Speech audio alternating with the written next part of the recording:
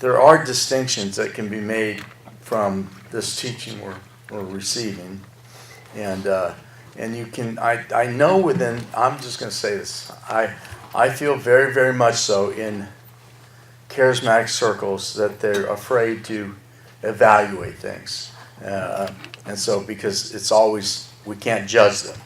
And I was thinking about it the other day, and I was thinking, I'm not judging them, I'm just observing. It's like when I come here on the 405, I go like 65, and then people pass me going 85. And I notice them. I notice that they're speeding. Yes. I don't know them. I don't judge them. I might say that they're not the best. Yeah. But so I think it's good. I think it's good to like have ways to measure things. I think it's healthy. And so I think the stuff he's been teaching has been very good. And what I wanted to ask you is to start off with just a couple of stories with the prophetic people that you have. The thing that you told me last night, that Paul came, that encounter, and what you said. Sure. Let me preface the story with this, again, under the first principle, love and establishing a loving, trust-filled relationship, that faith, trust, is like a bridge that's built between two solid places. One is the reality of the way things are now, and the second is the reality of the way they're going to be. If you alter either of those, if you're off, if you deny the reality of what is now, or you're wrong about what is to come, you like put the bridge off of its moorings and it's prone to collapse. And so that bridge of faith has to be anchored in reality. And my principal regret, that's maybe too personal because I don't feel that I did it much, but what I was part of that pushed forward various prophetic understandings or whatever, that my regret is that it can easily, if there aren't ways in which to get back to reality, it can easily kind of shift off of reality and stay off of reality. The story that Carl was referencing is that back a couple of decades ago that I traveled with Paul Cain. He was one of the prophetic figures in Kansas City, and Paul is a sweet person, a deeply broken person, like most of us are. That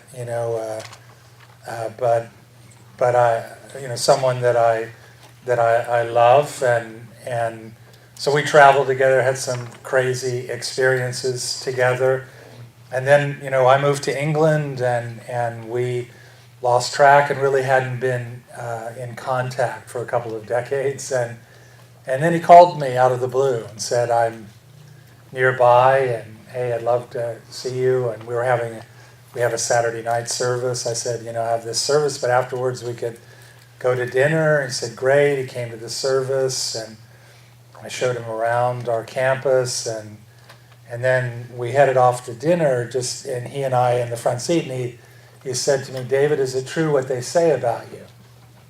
I said, a lot of people say a lot of stuff, kind of depends on what they're saying. And he said, well, that they say that you don't believe in the prophetic anymore, that you've turned your back on the prophetic. And I said, that's not true.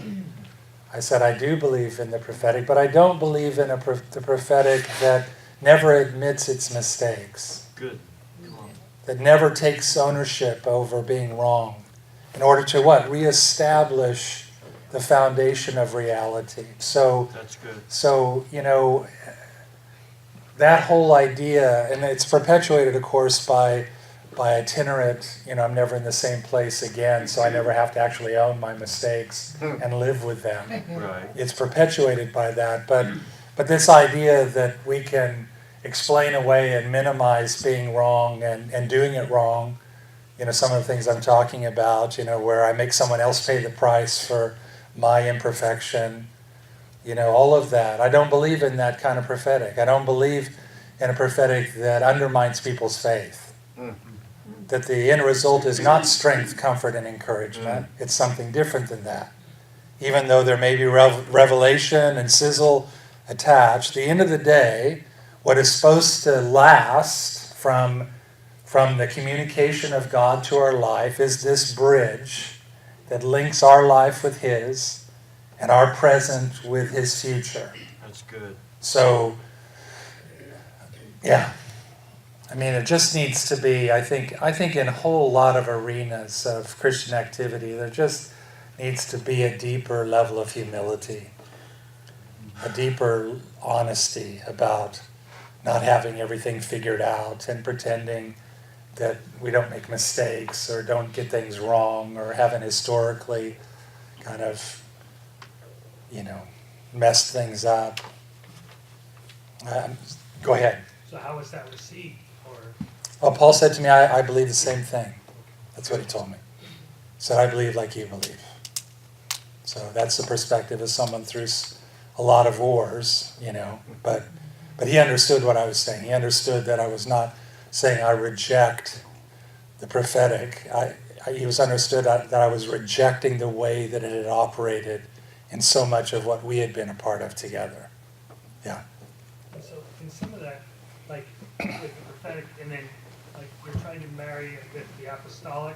So how is that supposed? Are there people who are supposed to speak into the prophets' lives when they get stuff wrong, or how is that to be managed?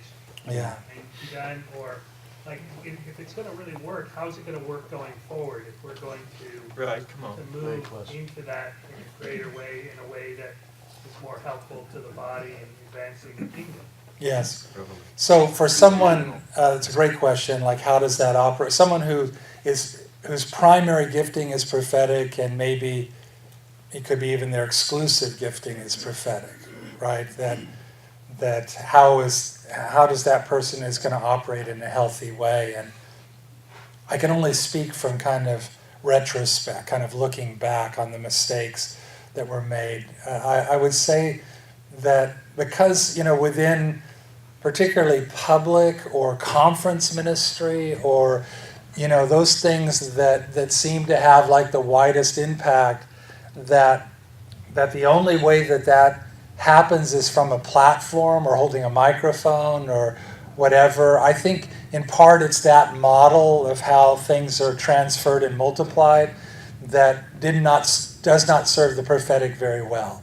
So for instance, someone whose gifting is primary prophetic, they're likely not a teacher, and yet they attempt to teach and they do so very badly. And they're not a pastor, and yet you're giving them access to the hearts and hopes of people, and they don't handle that very well. So, you have all of these issues of like, how do they function? And I in retrospect, I wish, particularly with people who I had real respect for. Bob Jones is a name. Some of you may not know that name, but Bob was literally a sharecropper's son with a second-grade education from Arkansas.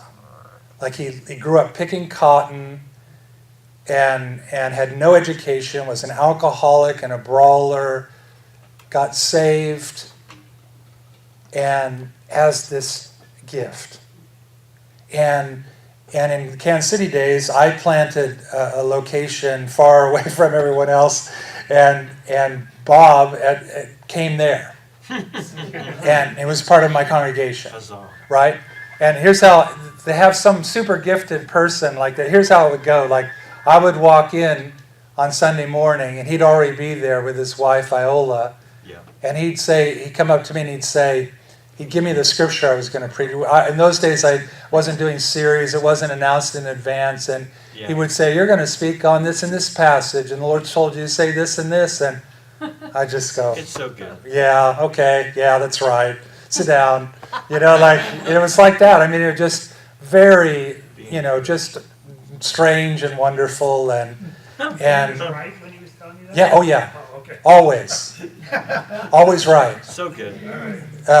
And yet, as much as affection as I had for Bob and regard I had for him, He had no business ever having a microphone, ever. His theology fit in a thimble. Like he had, and yet he was wonderful with people. And especially the more broken you were, the more wonderful he was. That's why I had such regard for him, because he wasn't, a lot of times really highly. They just want, who are the really important people? I'll deal with those. Bob was like, he knew where he came from.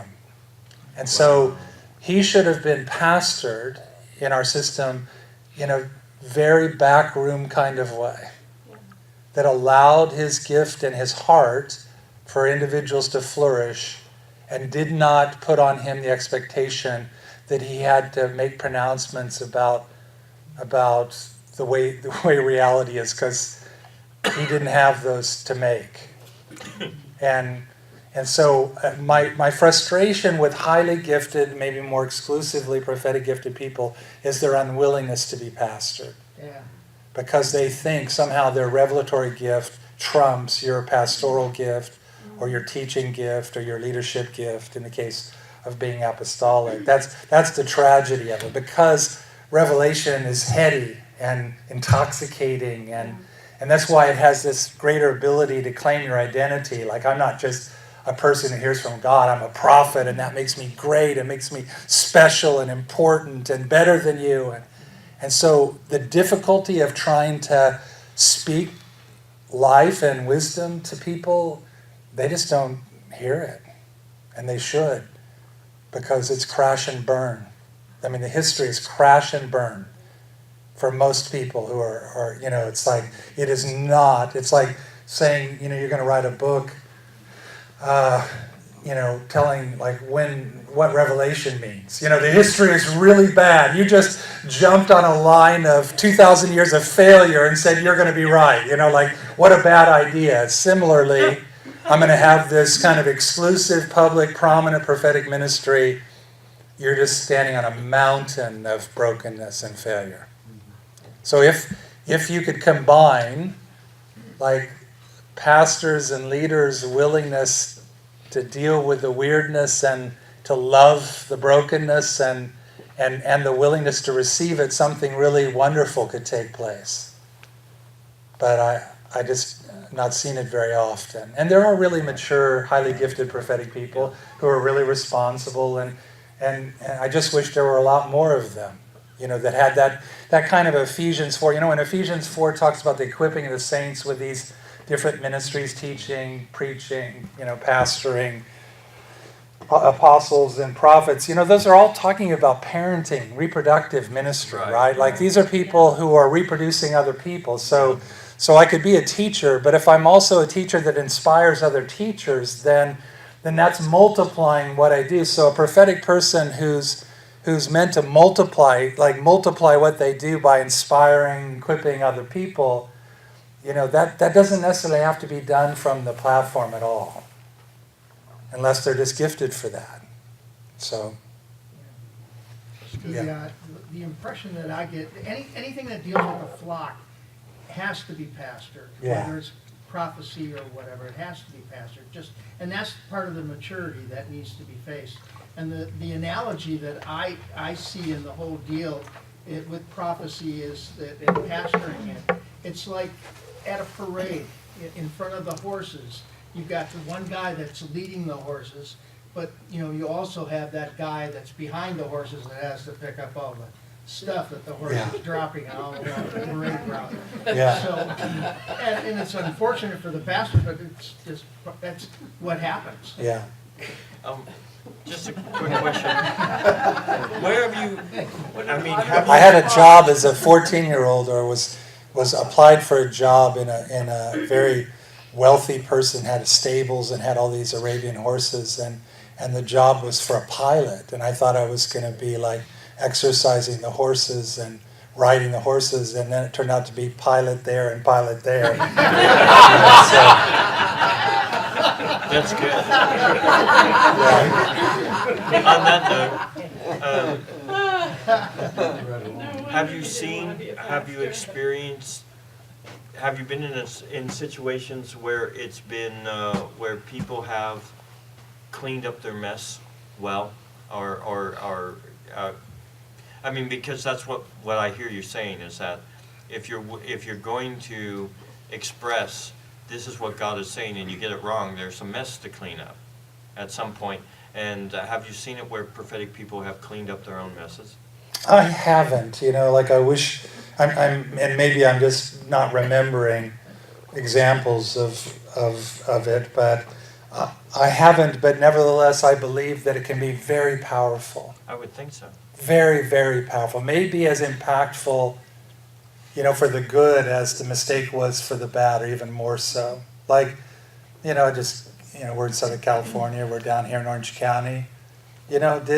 I don't know, maybe he did. Did Chuck Smith ever apologize for saying Jesus was going to come back and was wrong? Like, to do that and say I was really wrong and to change your kind of theology or your approach because you were so wrong. I just never seen anybody do it. Like, hey, I was really off and I'm really sorry and here's the changes I'm making to ensure that doesn't happen again. And that would be wonderful. That would be so, I think, profoundly like maturing, like healing almost. But I just don't, it's like with our children, right? Like what parent doesn't make mistakes, right? And I'm sorry to go to this spot, but as a pastor, I have sat, and I have to say the vast majority with women, I've sat with people who have been abused sexually and physically, and all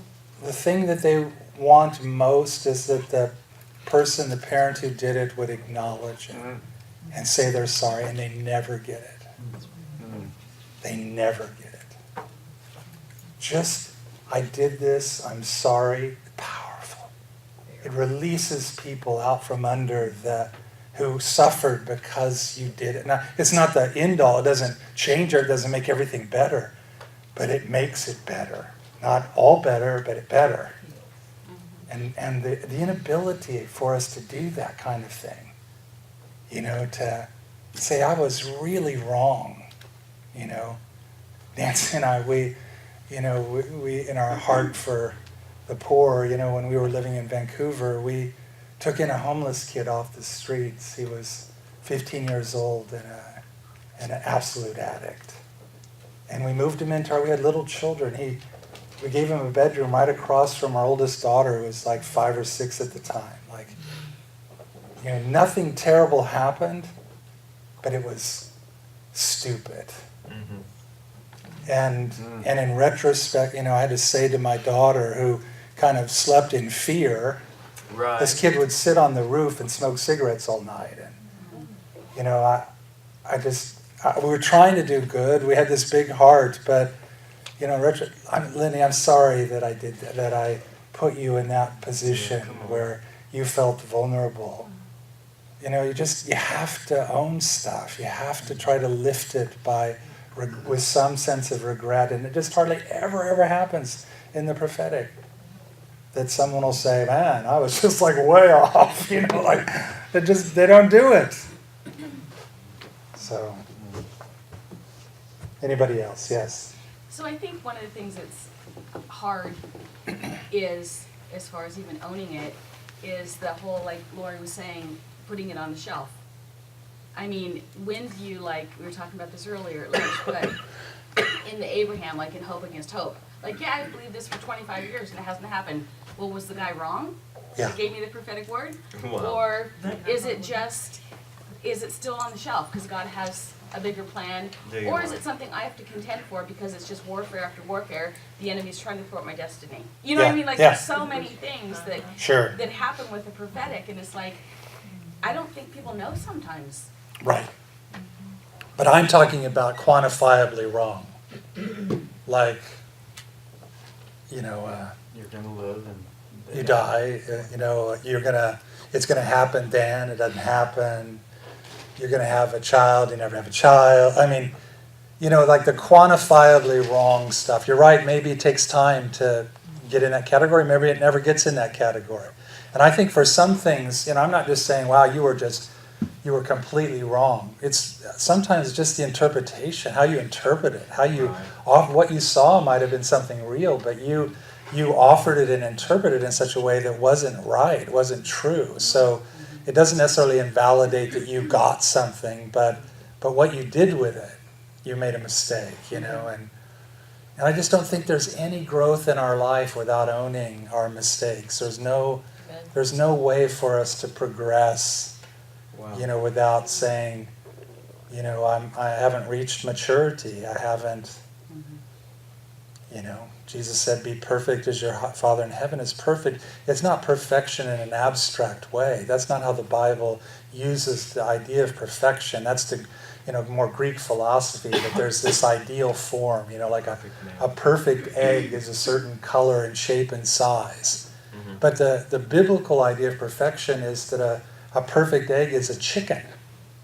Come on. It's become what it was meant to be. What it was meant to be. So the Father is perfect. He's complete. He's finished. Be finished, complete, like your Father. Aren't perfect There's no like condemnation. the Father is. That we're completed. There's no completion. There's no getting to that point without owning along the way the brokenness, the failure, the sin. It's not just like repentance is so that God can rub our nose in it. It's like there's no way forward without an acknowledgement of what's true, what's real. Faith isn't possible without being built on those twin towers of reality.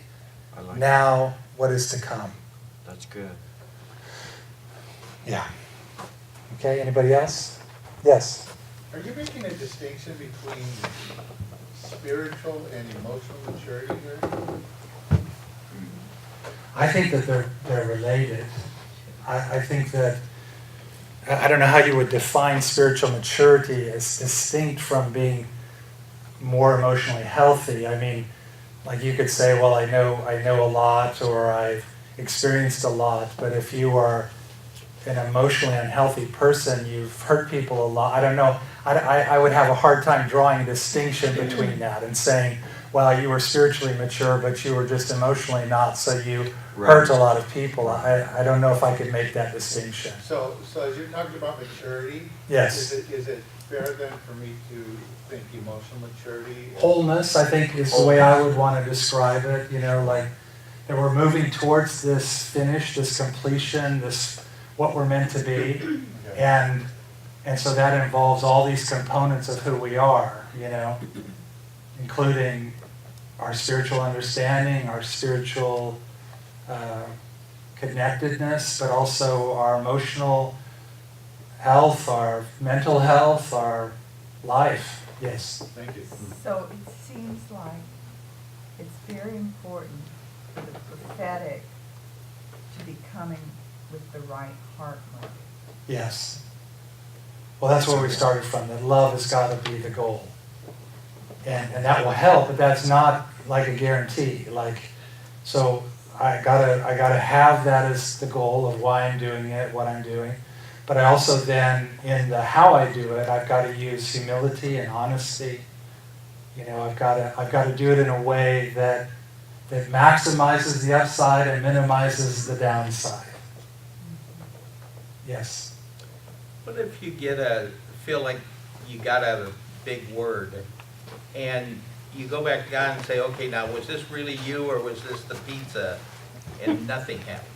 You get no response. Does that mean, no, you shouldn't go forward with it? Or does it mean that it's just my brokenness that I questioned it instead of doing it on the first thing? Or can you comment regarding that?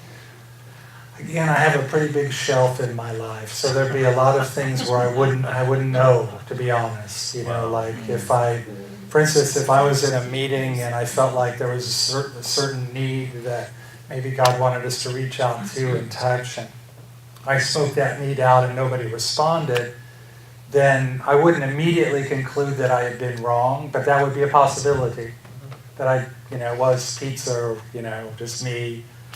And I would put it on the shelf. But I would also leave open the possibility, well, nobody wanted to, publicly respond. That's a lot of pressure. Maybe I would just leave it on the shelf. There'd be a lot of things on my shelf in that regard. But I would never rule out as a principle that I might be wrong.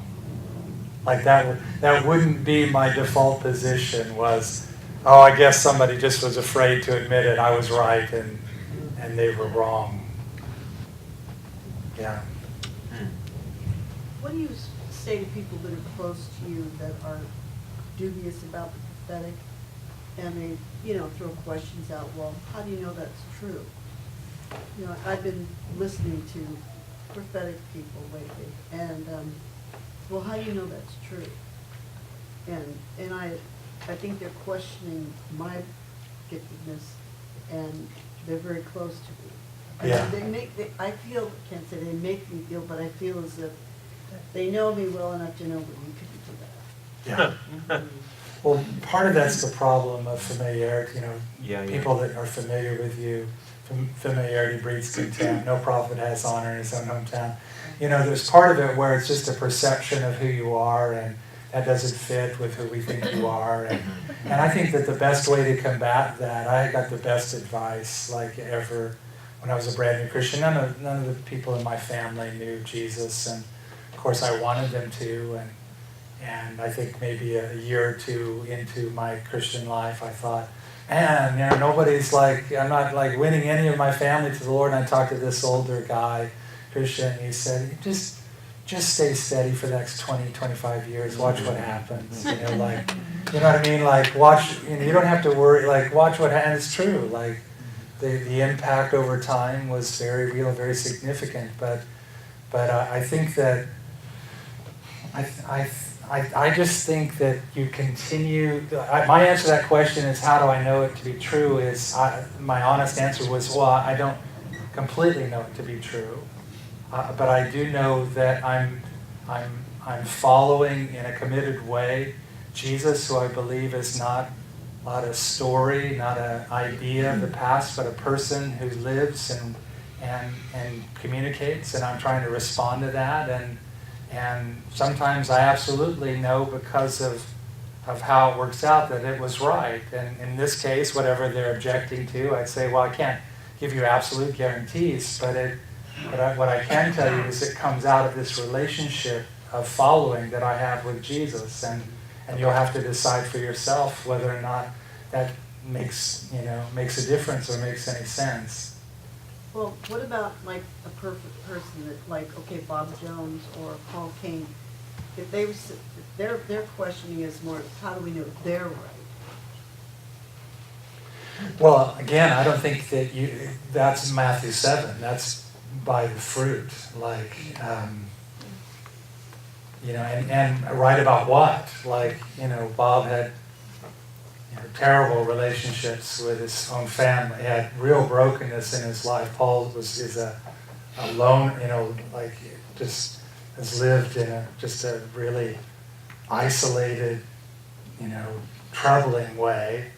And so, write about life, maybe not. Write about this word that they gave that the Lord seemed to be saying something. Well, you're going to know that by the fruit of it. I think that with most people that I've known who've been highly prophetic, I would have some skepticism about their life. So I wouldn't just say, I have some people in my life that the quality of their life is so high that if they said something to me, my inclination would be to give them the benefit of the doubt. Because my regard for them is so great, I'm going to be listening with a lean towards, you have something real to offer me. Whereas I think that in the prophetic, unless we have that with someone, we are leaning backwards. The word itself needs to have fruit for me to embrace it as the Lord. Here's an example from Paul, and I'm not trying to be critical or judge, but Paul could know, he would be a kind of person who would know your address at 3 years old, or your phone number when you were 12, or some bizarre, almost arcane bit of information like that. And I've watched people get that kind of, and it blows your mind, how could you know, wow, God, only God could have Right. But the outcome of that, like, what's the end result of that, knowing that? It can move beyond. Yeah, like, what am I gaining? Nothing. Like, it didn't really impact them in any way other than that was a very interesting experience, and it seemed like God was really there, but the end result was nothing changed really. And then I'd have questions. If that was me, I'd wonder, like, what was that really? I don't know what that was, because I can't for sure say that was something true or something God or something, life establishing. So, yeah. We good? Okay. All right. Was there anything else you wanted me to touch base on that? Did I miss it? No, that was great. It really was. Okay. Especially that part about me and weighing words. Equality. Did you ever have Paul King give you a word? Yeah. Was that about interpretive dance, or what was that about? You know what? I got a witness to that last week. Did you? Yeah, it was a Yeah. dream. In your midst. Was it meaningful? Or was it just like, wow, like that was interesting that... Which part of the dance? No, the word, like... Yeah, it was, but I mean, Yeah, it's hard to they say. all saw me at Anaheim, and they all thought I should be there. And Okay. Yeah. So. Okay, yeah, that's really hard to interpret that. Like, what was that? Yeah, and that was I in totally the early agree. days, so it was tough. Yes. So- I'm going to give you, I have to just do this because you'll like it. But I'm going to give you a Bob Jones story, okay? Like, Bob should not have, he should not have ever had a microphone. Should never have been allowed to talk about the tiny blue angel, any of those things. So I go to Guatemala on a missions trip when I'm in Kansas City. We have a work in the Achille Triangle. It's an area where in the 70s and into the 80s, the government and the guerrillas battled one another. And as a result, they would go through villages. These are primitive people. This is Stone Age culture. They have a clicking language. We're talking about very primitive culture. And they would go back and forth through these villages and kill the men. Oh. And so the Achille Triangle ended up in Guatemala with whole villages full of women and children, no men alive at all. And so we started building houses for these widows in the Achille Triangle. They're just huts. They're mud-floored huts. But we began building these houses. We worked through Wycliffe, the Bible translators who were working on a translation of this clicking language, the New Testament. So I get invited to go. And first of all, I spoke for the conference of the Wycliffe people in the city, Guatemala, and then went into the Achille Triangle. In the Achille Triangle, there was a thriving church called Jesus Saves and Heals. And it was started by a guy who was caught by the government and put on his knees, put a gun to his head, and they pulled the trigger, and the rifle misfired. And so they beat him with the butt of the rifle and left him for dead. He didn't die. And he had cried out he was a Catholic background, cried out for Jesus to save him, to heal him. As a result of his life being spared, he began to preach Jesus saves and heals in this primitive culture and clicking language, and ended up with a few thousand people scattered throughout the region. So they brought all of their pastors together. This is too long a story. I'm sorry I started it. They brought all their pastors together for a day, and I was to teach them.